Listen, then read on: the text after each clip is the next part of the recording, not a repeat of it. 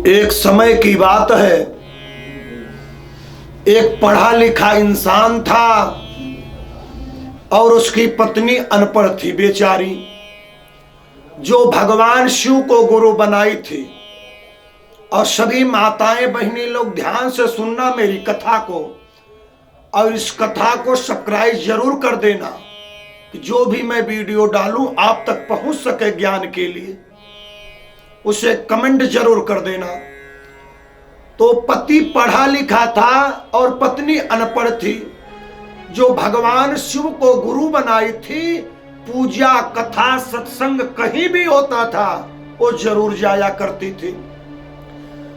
और उसका पति एक दिन पूछने लगा कि समय कहां से कहां चली गई।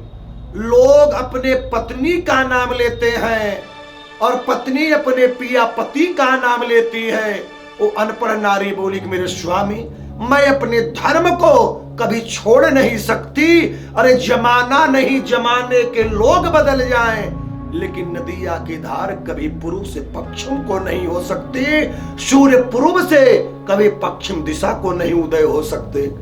पति बोला है तो बड़ी पतिव्रता लग रही है। बोला ठीक है देवी। अब पति और पत्नी में एक दिन आपस में बात होने लगी। पति बोला कि मैं तुमसे अपना नाम लेवा करके छोड़ूंगा। पत्नी बोली कि मेरा प्राण निकल जाए लेकिन मेरे मुहवा से आपकी नाम नहीं निकल सकता। पत्नी में तय हो गया। 2 वर्ष का दिन बीता। काशी बनारस में स्नान लगा। गंगा में स्नान करने के लिए पति ने विचार किया।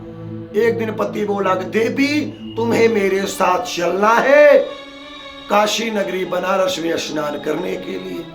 पत्नी बोली ठीक है।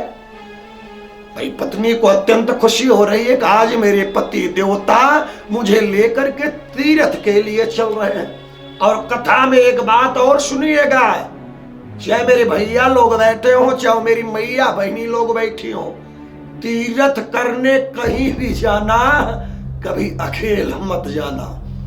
तीर्थ करने कहीं जाना अकेले कभी मत जाना।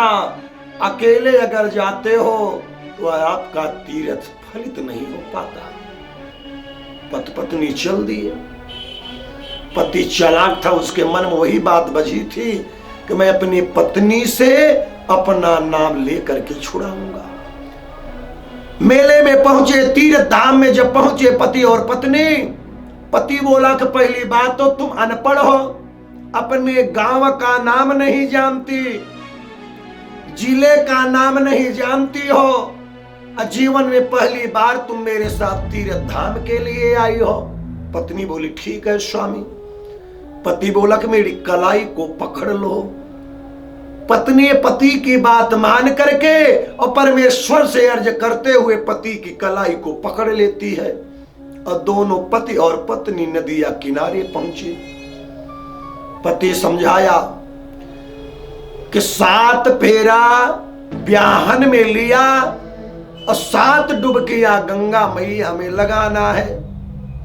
पत्नी बोली ठीक है।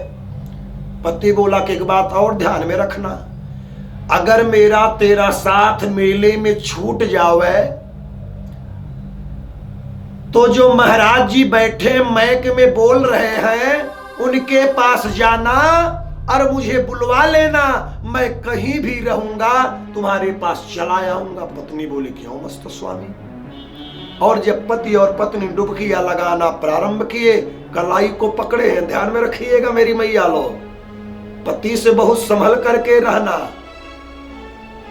अब पत्नी कलाई पकड़ी है और दोनों प्राणी डुबकियां को लगा रहे हैं। 6 डुबकियां तो सही सलामत, और 7वीं डुबकी में पति ने छल कर दिया और धीरे से कलाई को झटका और पानी में बुड़ा। इस पार से चला गया 500 मीटर दूरियां। पत्नी निकल रहे, देख रहे का वाह करे भगवान भगवान मेरे स्वामी मेरे स्वामी। और पति पहुंचा 500 मीटर दूरी निकला और निकला बाहर, अपने वस्त्र को बदला, दूसरा वस्त्र धारण कर लिया। एक गमछे से मुंह को बांध लिया, आंखों में काला चश्मा, और धीरे से आया जहां महाराज जी मैक में बोल रहे थे वहीं आकर के खड़ा हो गया पति। और पत्नी बेचारी निकली है, वो भटक भटक रही है और आई जहां महाराज जी बोल रहे थे। ओ बोलिए महाराज जी कहें बोलो। कहे मोरे पिया है रही लेना, कि मोरे पिया है रही लेना, हमसे भइल कवन गलतिया, मोरे पिया है रही लेना। मेरे महाराज मेरे पति देवता है, हेरा गए मेला से, और जरा मेरे पति को बुला दो। महाराज बोले ठीक है, अपने पति का नाम तो बताओ। और पति देवता उसी बगल में खड़ा है। महाराज जी बोले पति का नाम तो बताओ। कहे महाराज नारी का धर्म है, नारी का कर्म है, दुनिया नहीं दुनिया के लोग बदल जाएं, लेकिन पतिव्रता नारी का कर्म है कि पति का नाम नहीं लेना चाहिए। मैं कैसे लेकर के आपको बताऊं? बोले जब तुम नाम नहीं बताओगी तो मैं कैसे जानूंगा तेरा पति कौन है? तुम्हें बताना पड़ेगा। बोली ठीक है, मैं तो मुंह से संबोधित नहीं करूंगी, लेकिन इशारे में आपको बताऊंगी। महाराज जी बोले बताओ क्या नाम है? पत्नी बोलेगी दुनिया में जितनी नदियां बही हैं सब नदियां का नाम लेते चलो, और उसी नदियां में मेरे पति का नाम आ जाएगा। महाराज जी बोले सही बही है, गुमती बही है, वरुणा पीला गंगा बही है। कहे नाना सही गोमती पीली वरुणा गंगा मेरे पति का नाम नहीं है।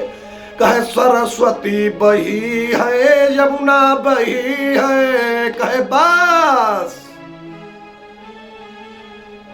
कहे सरस्वती, कहे नहीं, कहे यमुना, कहे बस बस बस, पति का नाम आधा हो गया। कहे पूरा कैसे होगा? देखिए पतिव्रता नारी जो अनपढ़ है और जिस पर भगवान दया करता है उसका बाल बाका दुनिया में कोई कर नहीं सकता। पति का नाम आधा आ गया यमुना। बोले पूरा कैसे होगा? बोली महाराज जो शहर में देहात में पूजा होती है और जब पूजा खत्म हो जाती है लोग थाली में कपूर जला करके और लोग को दिखाते हैं, उसके बाद बैठते हैं और जो हाथ पर रखा जाता है उसका नाम क्या है?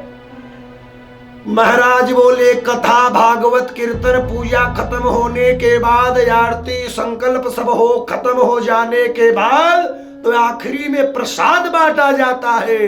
बोली बस बस महाराज, नदिया आगे पूजा के बटे के बाद पीछे उसके पतिवर का नाम था यमुना प्रसाद।